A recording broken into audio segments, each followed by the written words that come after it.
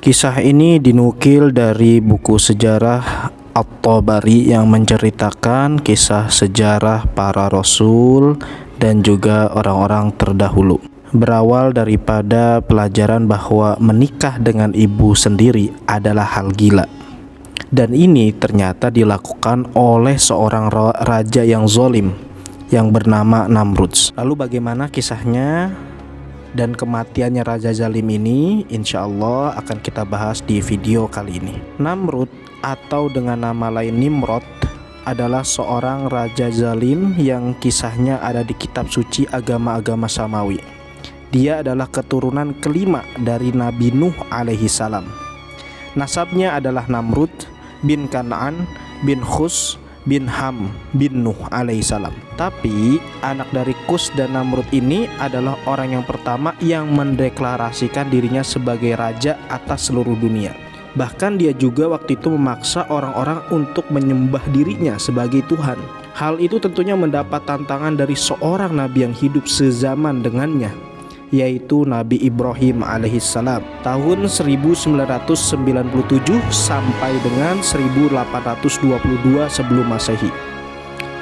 Tapi di video kali ini kita tidak akan membahas bagaimana klimaks perjalanan antara Nabi Ibrahim dengan Namrud, melainkan hanya berfokus mengisahkan Namrud dan ibunya yang bernama Semiramis. Perilaku menyimpang seks incest ini sudah ada sejak zaman dulu, seperti menyukai saudara sekandungnya sendiri. Kemudian dikarenakan ada perasaan di dalamnya dan tidak dijaga daripada batasan-batasan, maka dinikahilah orang tersebut, yang padahal itu bukan merupakan mahramnya yang diharamkan untuk dinikahi.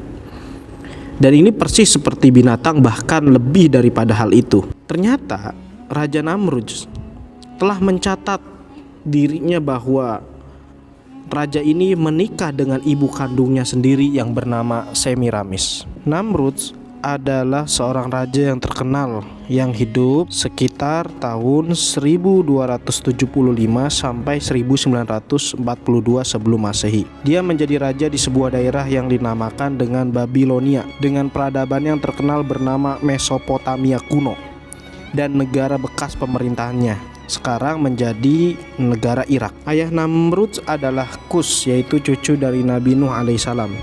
Sedangkan ibunya adalah Semiramis atau dengan nama lain Samiram. Ibunya pada usia remaja telah menikah dengan ayahnya. Konon sehari setelah berhubungan intim dengan Semiramis, ayahnya ditakdirkan meninggal dunia. Oleh karena itu, saat Namrud lahir, dia tidak memiliki ayah. Ibunya terkenal sebagai wanita yang cantik dan bijaksana. Maka setelah Namrud lahir, konon ibunya tidak pernah disentuh oleh manusia, dan Namrud dianggap sebagai anak yang suci. Dan inilah yang menambah keyakinan Namrud bahwa dia adalah anak Tuhan.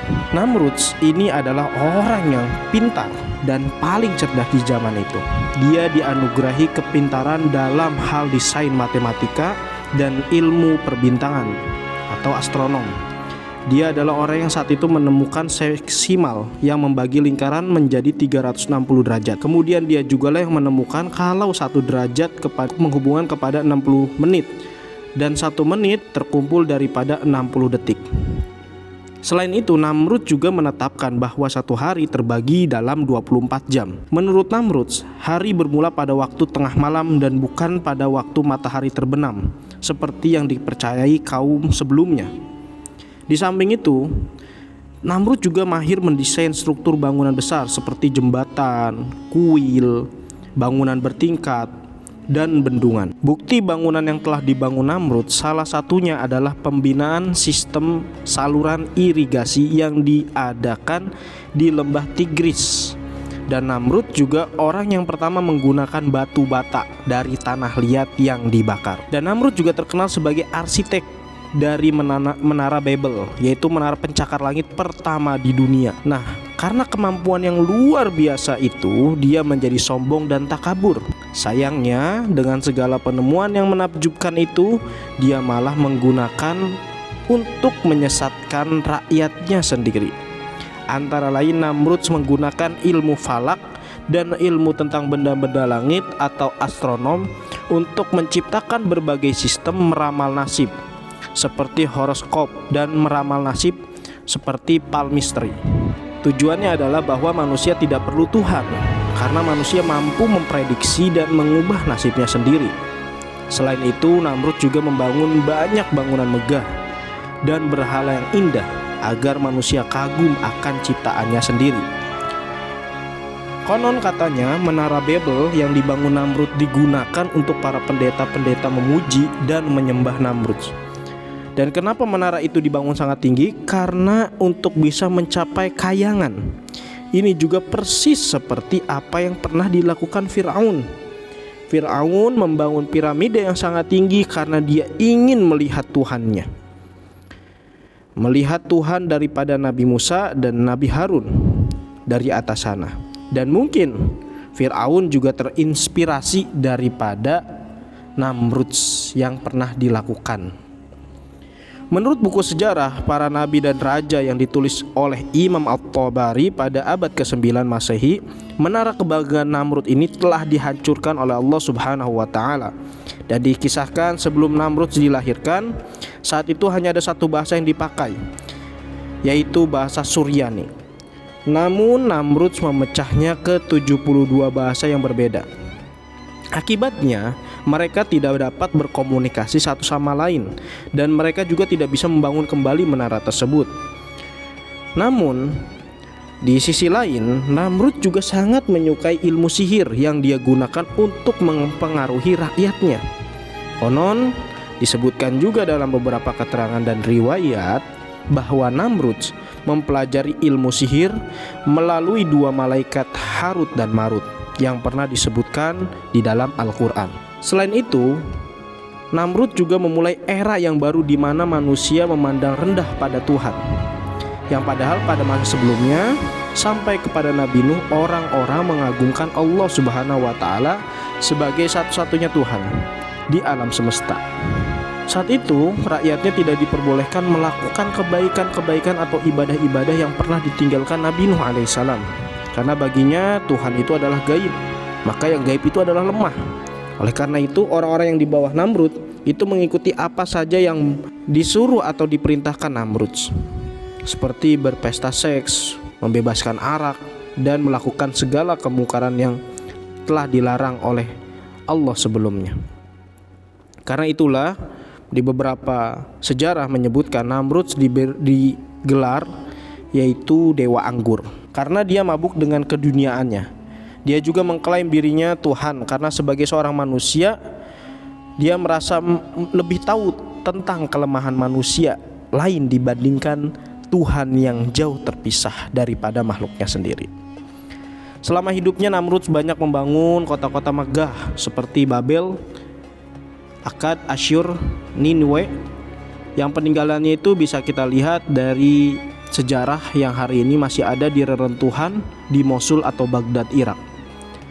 Dan ada juga gunung yang bernama Namrud atau Nimrod yang terletak di Turki. Disebutkan dalam sejarah bahwasanya Semiramis menikahi Kus, cucu dari Nabi Nuh alaihissalam. Saat itu Semiramis masih belia dan wajahnya sangat cantik dan pintar. Bahkan tak ada satupun di negeri yang lebih cantik daripadanya. Semiramis ini tak lama setelah menikah dengan Kus, ia wafat dan Namrud lahir tanpa kehadiran seorang ayah. Tapi pengakuan Semiramis, dia melahirkan Namrud tanpa ayah dan menganggap dirinya sebagai orang yang suci yang tanpa pernah disentuh oleh pria. Sehingga muncullah keyakinan bahwa Namrud adalah anak yang suci yang lahir dari seorang perawan. Setelah Namrud menginjak usia dewasa, Semiramis sering cemburu ketika gadis-gadis mendekati anaknya itu. Karena dia tidak mau Namrud itu dimiliki oleh wanita lain, dia pun menikah dengan anak kandungnya sendiri. Dan karena Namrud juga dianggap suci dan dianggap Tuhan, padahal itu adalah narasi yang dibuat oleh Semiramis sendiri. Buat apa? Buat mengelabui masyarakat bahwa ini adalah anak yang suci. Di balik kepintaran yang luar biasa, Namrud sering melakukan eksperimen bodoh. Dia menganggap bahwa Tuhan itu ada di atas sana, sehingga dia pun melepaskan anak panahnya ke langit Kemudian anak panah itu pun jatuh, yang ujung anak panah tersebut berlumuran darah. Saat itulah dia merasa dia berhasil telah menjatuhkan Tuhan. Nah, begitupun berbagai banyak kisah yang menyebutkan bahwa ada orang-orang yang ketika dia berada di tingkat takabur yang luar biasa, kesombongan yang luar biasa, dia akan serta-merta ingin membunuh Tuhan. Nah, seperti yang pernah dilakukan juga Ya'juj dan Ma'juj di zaman Zulkarnain. Ini juga mungkin terinspirasi dari Namrud. Akhirnya beberapa kali pun pernah Namrud pun setelah melakukan percobaannya, dia pernah mengumpulkan, selain daripada memanah yang tadi, beliau mengumpulkan seluruh bala tentaranya di suatu tempat. Kemudian dengan aba-abanya mereka semua serempak melakukan gerakan menyerang. Bukannya berhasil, rupanya dari hutan tersebut muncullah nyamuk. Yang nyamuk itu bukan hanya satu dua, bukan sedikit, namun ribuan nyamuk diutus oleh Allah Subhanahu wa Ta'ala untuk menyerang pasukannya. Ya mungkin kalau hari ini kita kenal dengan ada wabah malaria, wabah DBD dan sebagainya. Namun luar biasanya, selain daripada Namrud dan tentaranya ini betul-betul mati dikarenakan nyamuk dengan cara ada yang menyebutkan dengan dihisap, ya, ada yang menyebutkan riwayat ya dengan tadi ada menyebarkan penyakit. Nah, dan ada satu nyamuk yang diutus oleh Allah Subhanahu wa Ta'ala yang itu luar biasanya, dia masuk ke kepala Namrud lewat telinganya. Nah, beberapa dokter menyebutkan ini juga bisa masuk akal karena ada beberapa kasus orang-orang yang kemasukan serangga. Nah, setelah Namrud pulang dari pertempuran tersebut, nyamuk itu terus-menerus mengganggu kesehatan Namrud. Bahkan Namrud menjadi sakit kepala, selalu pusing karena suara nyamuk itu terdengar di dalam kepalanya. Ia banyak mengalami kegelisahan berkepanjangan. Setiap ia memukul kepalanya berkali-kali, setiap itu pula rasa sakitnya hilang. Namun tidak lama kemudian rasa sakit itu pun timbul lagi. Sampai akhirnya pada suatu hari dia menyuruh salah seorang ajudannya untuk memukul kepalanya kuat-kuat, berharap nyamuk itu bisa keluar daripada kepalanya. Namun tak disangka tak diduga bahwasannya ajudannya memukul sangat kuat sampai bukan nyamuk yang mati, melainkan Namrudnya yang mati, dikarenakan kepalanya bocor. Sehingga betul luar biasa sekali Namrud dengan kepintarannya akhirnya mati dengan konyol, dan Allah menghinakannya dengan seekor nyamuk. Luar biasa teman-teman. Memang beberapa hal seperti Albert Einstein ataupun orang-orang pintar ataupun ya yang pernah disebutkan dalam sejarah, terkadang dengan kepintarannya itu karena tidak dekat dengan pencipta, akhirnya kepintaran tersebut malah menunjukkan kebodohannya. Begitu pula yang terjadi di Namrud ini. Maka pelajaran yang harus kita ambil agar kiranya kita tidak menjadikan kejeniusan, kepintaran ini sebagai suatu hal yang melegitimasikan kita sebagai Tuhan, apalagi melegitimasikan kita orang hebat, tidak perlu bersandar kepada Tuhan atau bersandar kepada Allah. Maka ini harus perlu kita hindari. Assalamualaikum warahmatullahi wabarakatuh.